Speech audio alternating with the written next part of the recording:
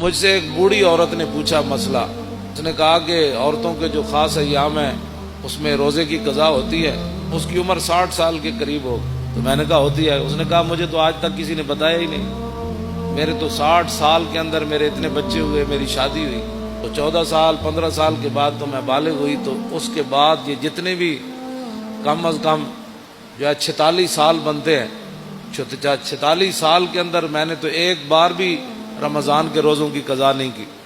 تو میں نے کہا، اس مائی کو کہا کہ مائی یہ نمازوں کی عورتوں کے خاص ایام جب آ جائیں ان کے، تو نمازوں کی قضا تو نہیں ہے، اللہ رسول نے ان کو معاف کر دیا جتنے ان کے ایام ہیں کہ مہینے میں 10 دن، آخری 10 دن ہے، 8 دن اس کے مخصوص ایام ہوں، 5 دن ہوں، کم از کم 3 ہیں، زیادہ سے زیادہ 10 ہیں جو شریعت نے رکھے، لیکن اس کے اندر وہ جتنی نمازیں اس کی 10 50 اب 50 نمازیں اس دیا رہ گئی ہیں 10 دن، تو پھر تو ساری زندگی قضامت ہی لگی رہے گی، اس لیے اللہ رسول نے یہ بوجھ عورتوں سے ہٹا دیا۔ میں نے کہا روزے آتے ہیں صرف سال میں ایک بار، اور وہ زیادہ سے زیادہ 10 قضا ہوں گے، کم از کم 3 ہوں گے، ان کی قضا تو شریعت میں ہے۔ میں نے کہا میں نے تو نہیں کیے،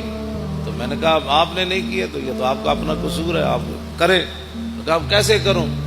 46 سال کے روزوں کی قضا کیسے کروں گی؟ یہ صورت حال ہے مسلمان، یہ پاکستان کی بات ہے۔ ظاہر ہے